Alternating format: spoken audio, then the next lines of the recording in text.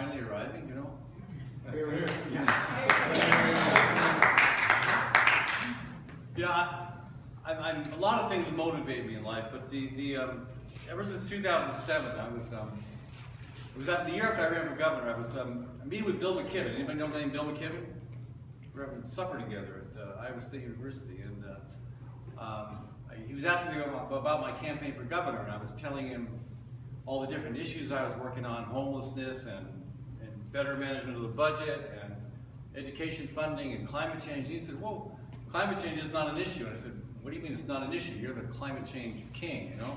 He said, "It's not an issue, it's a crisis." And I thought about that, and he was right. And ever since that moment in 2007, I've kind of focused my attention on trying to do what I can to educate people about this crisis. And there's still some folks who disagree, and that's fine. We should always be civil and have a conversation about it.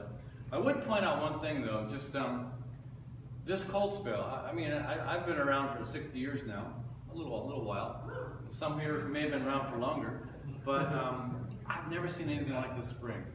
Never. This is, and actually, if you look at the statistics, it's unprecedented, and it's explainable because if you look at what's happening in the Arctic, where they've had temperatures as much as 45 degrees above normal, it's pushing all that cold air down here and down into Europe.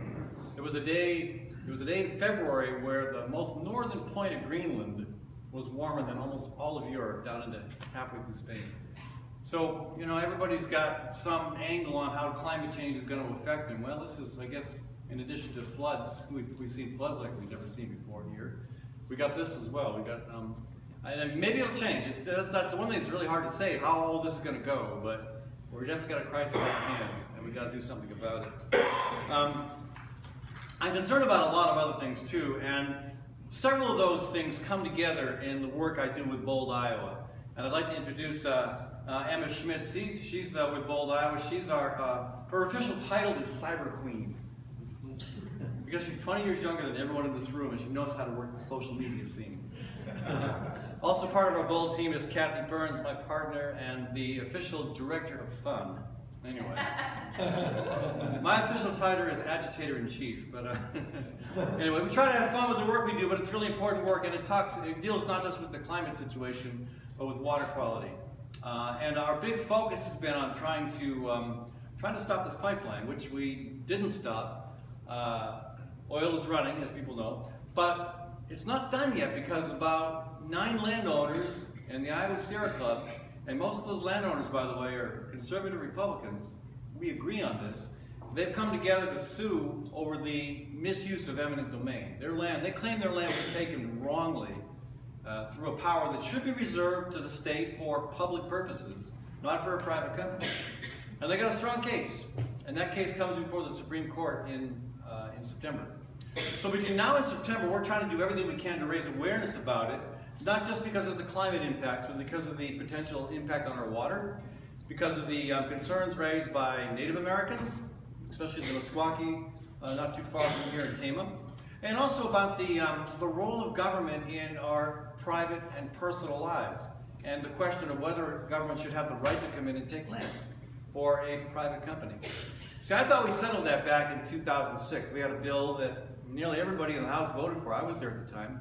It was my last vote, in fact. We voted to make sure that private companies couldn't use it, but this pipeline company, found a loophole because they thought they could call themselves a public purpose, even though it's nothing we can't use. You know, you got a utility line, power line. You know, you can tap into that. You get electricity. You can get gas from the gas line. You can use the road running by your home. You can use the fiber optic network.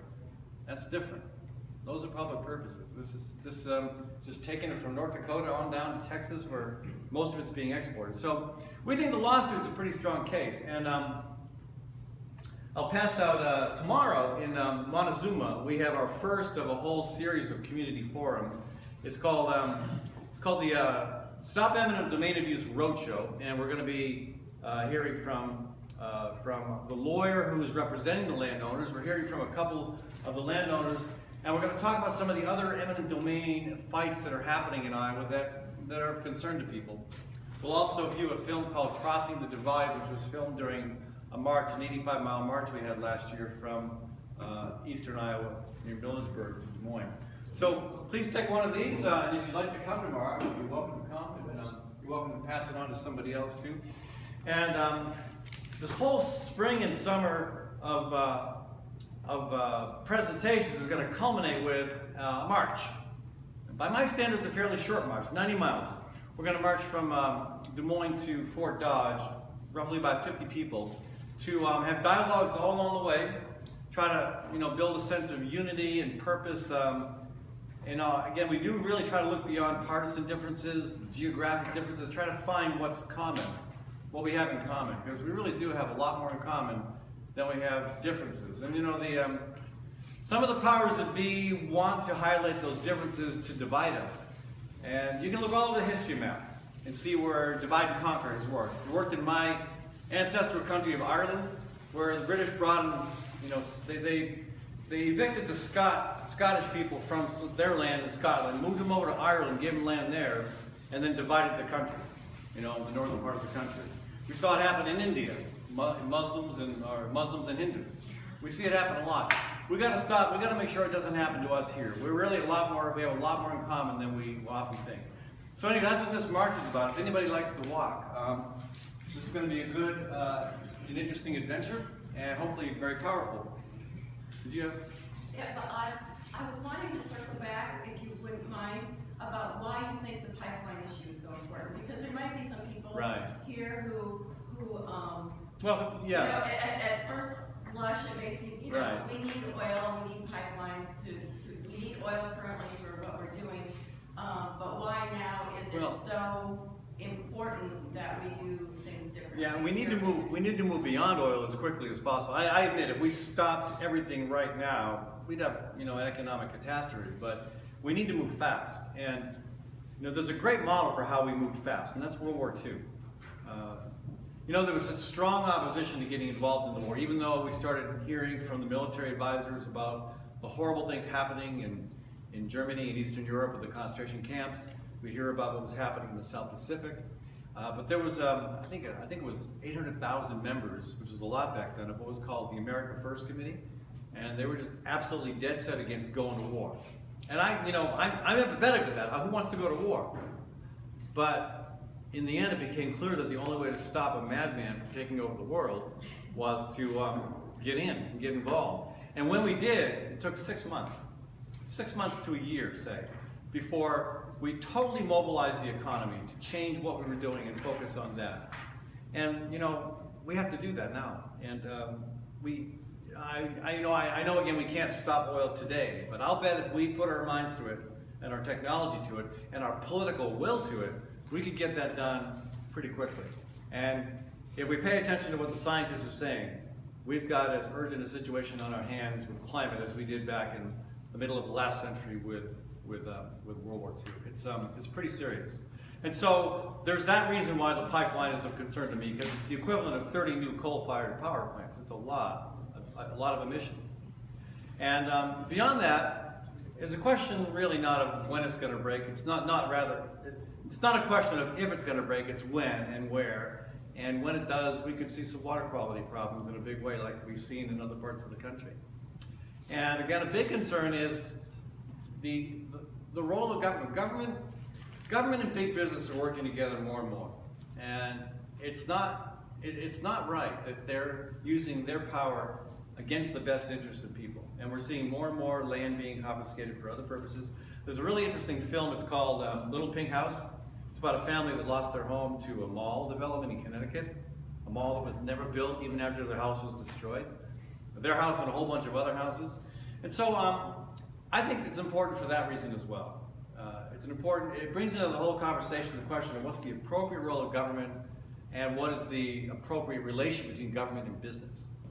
And so the pipeline is a bigger story than just climate. And I mean, climate to me is the biggest concern, but there's a lot of other things that come into play here that we should be concerned about. So anyway, I think if you can make it to Montezuma, that'd be great. If you can, if you'd like to have this presentation, by the way, in your own town, or if you know somebody else somewhere else in the state that would like to have this conversation, we'd be happy to set it up. It also includes a film that was shot by a company from San Francisco that showed how we went from being flipped off and buzzed and yelled at and having a Confederate flag flown at us when we got to our camp, how we went from that to actually getting to, be so accepted by the people who were hostile to us that they had us back 2 months later for a picnic. Anyways, so I really think it's possible to move beyond partisan divide and ugly bickering and angry tweets that don't do anything but tear people down. I think we can get beyond that, but it's going to take some effort and some compromise and some opening up. So I went on way beyond what your question was. No, it's okay. I'm just wondering if anybody has any questions for you. Yeah. Anybody have any questions for me? Yes. Okay, if the pipeline didn't exist, would they still pump the oil out of the ground? Eventually, no, because there's no point in pumping it out of the ground if they can't transport it. And right now, one of the arguments the pipeline companies' representatives made to the landowners was, well, we need to end our dependence on foreign oil, and I have always agreed with that. But unfortunately, if you look at what's happening, this oil is going to the Gulf and it's going overseas. There may be some. Did they use rail though? They do use rail still, and rail hasn't been impacted by this. This hasn't taken away any of the rail capacity. It's just increased capacity. If it had taken away rail transport, the railroad companies would have been yelling about it. So. Can I add to that? Yeah. I remember when they were trying to persuade us all how great it was going to be, and that it was going to reduce rail traffic, and it never did. And so that was just one of the things they used to sell it. But it's just more oil transported overall, so there's been no less rail traffic. And one of the things I know that you do a lot of is promoting solar and wind and sustainable technology. So it's not like everything that you're doing is anti-pipeline, anti-oil, because obviously we need what oil can make for us and provide for us in so many ways. But there's also this element that we can move toward the solar and the wind much faster than we're doing for the sake of what's happening. And I have some concern about wind being concentrated in the ownership of one company as it's now, and with eminent domain and other land use conflicts developing out of that. I'd rather see us be more diversified in how we use wind. And I know right here we've got a great example of wind turbine and blade construction. Although there's been some concerns about that because of the resin use. I've heard that story. But I think solar actually is even stronger in terms of the future. If you look at the land use impacts, the property rights impacts, the impacts on wildlife, I think solar is a much stronger case. But yeah, again, we have to be doing a lot more, and it's happening. It just needs to happen faster, and I think it would happen faster if we really put our effort into it, like we did in World War II with that mobilization. I just wanted to mention. Any other questions? A couple other things to throw at you. Elaine mentioned that I don't know how you phrased it, but yeah, I try to live my own life the way I believe that is ideal. And it's me. It's not everybody has a different approach to that, and not everybody. People can do different things. There are things I can't do that some others can do. But I try to grow a lot of my own food. And I got great help with it this year, Kathy. We've expanded. We've kind of taken over the entire place where we live. You're ever in Des Moines, you're welcome to come by and get a garden tour. But we probably grow, I'm guessing about $1,000 pounds worth of food a year, probably more actually, between the backyard hens and 25 garden beds and then a bunch of other stuff along the walls. We're learning how to grow strawberries vertically. We just got beehives. I don't know. Those things I really enjoy doing because what I really wanted to do in life was to be a farmer, but I injured my back when I was farming years ago so bad that I had to get out. So now I'm kind of back into it in a small way, but also in a way that helps me, live consistently with some of the things that I think are important. Yeah, in Des Moines, you can't do this out in rural Jasper County, but we tend to bike or walk everywhere. Not only reduces our carbon footprint, but saves money and gets us some good exercise as well. So I did something absolutely crazy a few years ago. I went on something called the Great March for Climate Action. Elaine mentioned that. I said it was crazy because the idea was to get 1,000 people to walk all the way across the country. Well, in the end we had about 50. And even that was a pretty good accomplishment, and honestly it was probably better to have 50 than 1,000 because it was hard enough to manage 50. But almost as hard as doing that march was writing a book about it, and I'm just about finished with this book that's ready to go to publish. And I just thought I would read, just to wrap this up, I thought I would read a short segment from it on a day when we had stayed at a Catholic spiritual retreat center. Actually, I think it's the largest Catholic spiritual retreat center in the country. It's called Chimayo. Anybody heard of that? It's in the mountains of New Mexico. And we walked from there 9 miles up. It was a really hard climb. And I'll read you a little bit about that. Because the march became not just a way to talk with people about the importance of climate change, but a way to kind of just connect with people on a very personal level, beyond any issue, beyond any political concerns.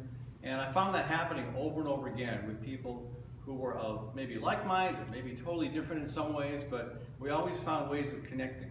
And it often happened over food. So I'll share this little passage from one of my chapters in the book. The next day, Steve, Shira, Tony, and I set out before sunrise.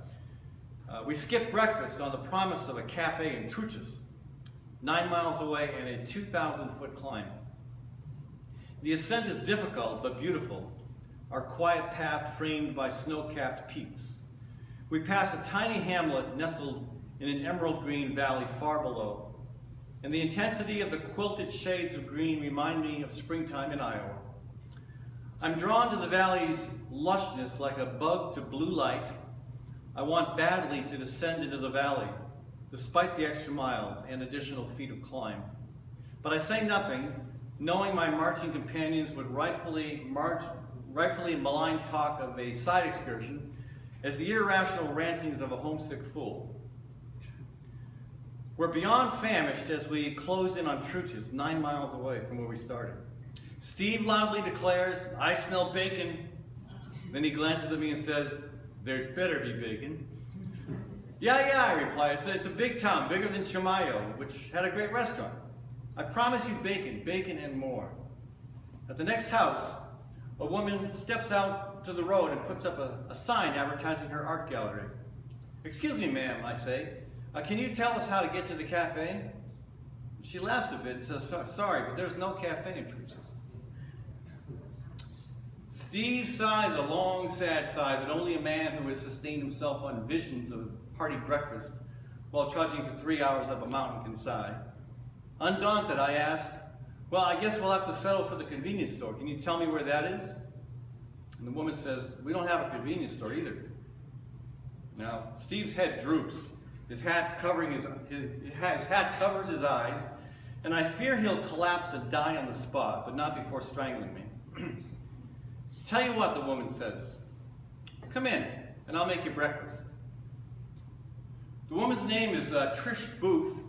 She and her husband, Leonardo, live behind their art gallery. They offer us stools around a large wooden table in the middle of the kitchen. Trish prepares a hearty breakfast of eggs, toast, hash browns, coffee, tea, everything but bacon. We eat as politely as our ravenous appetites allow, and then we discuss politics, climate, art, and human kindness. It's one of those unanticipated moments that reminds me of the essential goodness of people.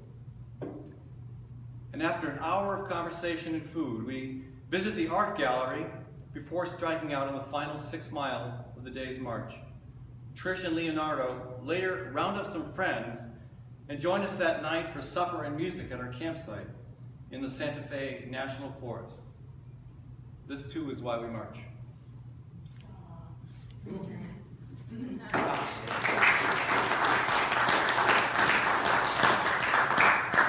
And if you'd like to receive a weekly email from either me as a talk show host or Bold, Iowa, we alternate, please sign up. I'd love to keep in touch with you.